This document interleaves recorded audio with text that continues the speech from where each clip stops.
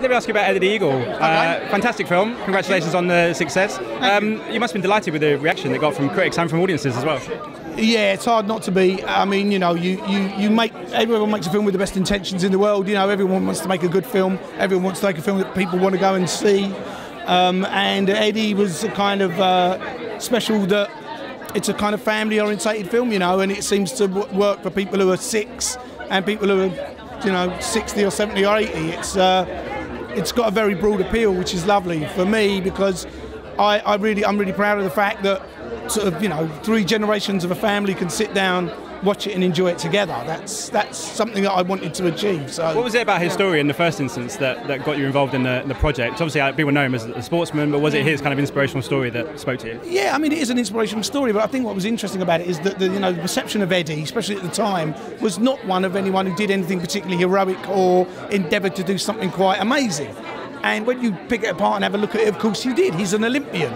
And that in itself is a massive achievement.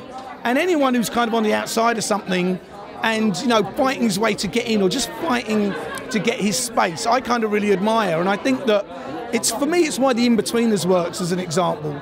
Because everyone feels like an in-betweener. You know, everyone feels a bit like Eddie. We all sometimes feel like we're on the outside trying to find our way in. There's always another group of people who are cooler or better looking or more, have more ability. And so I'm interested in that guy who's this normal guy who just wants to follow his dream. And you know, I love the fact that Eddie understood that people were being mean to him, but still goes on regardless. And that's a trait of a hero for me. So that's what I tried to tell the story of someone who had that heroic quality, but didn't look like George Clooney.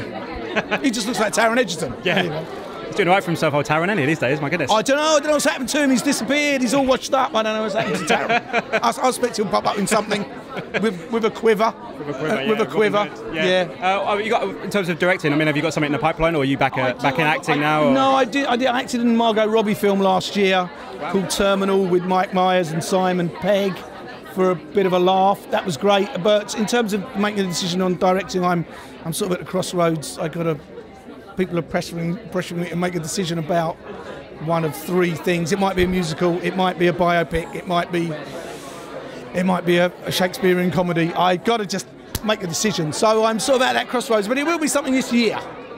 But I can't sort of say. Have you got a favourite film from this year? Have you managed to see many of the big films from this year, or the Oscar winners? That's a very good point. You know what? I really love Sing Street. Oh, it's great, yeah. And as simple and humble as it is, I think there's something kind of magical and lovely and wonderful about that. But yeah, all films are good. Ladies and gentlemen, you're watching Hey You Guys! Hey You Guys, huh? Hey You Guys. Is that from the Goonies? It is indeed, yeah. Nice. Hey!